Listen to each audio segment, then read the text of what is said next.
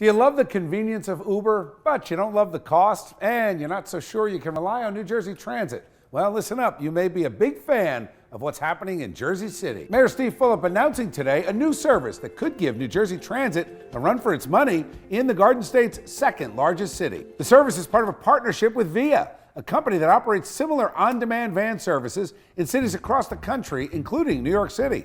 Fulop says it will fill the New Jersey Transit service gap. I think we feel the same thing that most residents in New Jersey feel, that New Jersey Transit can do better.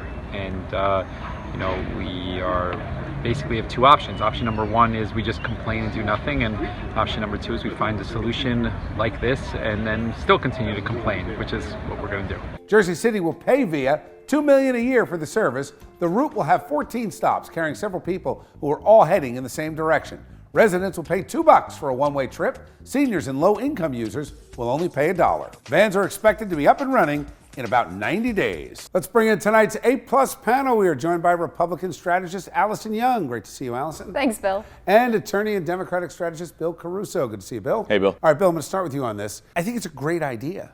I mean, we're talking about an app-driven, on-demand world. Why not? What a fix.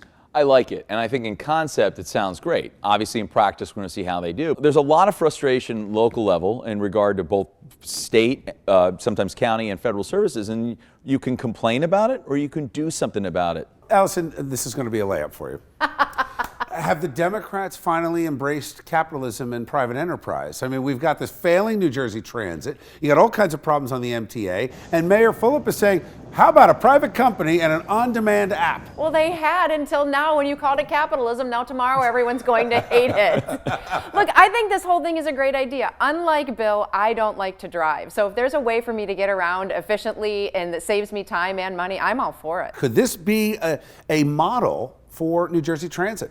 I don't know. I mean, in a city environment, right, this may work. And again, I say may because this is a concept right now. We're going to see what type of wait times there are, what kind of service you have. I don't know that this is a platform for statewide or beyond. I think this is a solution to a real big problem they have inside the city, and good on him as a mayor for doing it. What about the cost, though? I mean, you're talking about $1 for seniors, $2. These don't sound like numbers that are going to be able to pay for and sustain this. So are the taxpayers now going to have to come in and subsidize? I don't know. The devil's in the details on this. It's been deployed in other cities and everybody's got a different economic model for how it works and how much the fare is and who gets a cut out of everything. So I think that's the sticking point and will probably be where we see more controversy on this. Maybe people are saying, you know what, maybe government can't just run it on its own and need some outside experts to come in. We shouldn't be afraid of smart privatization and looking at efforts where you can allow the private sector to be involved in things that are helping constituents. And we don't have to create giant infrastructure for something that already exists. There's an app for that. Thanks, guys.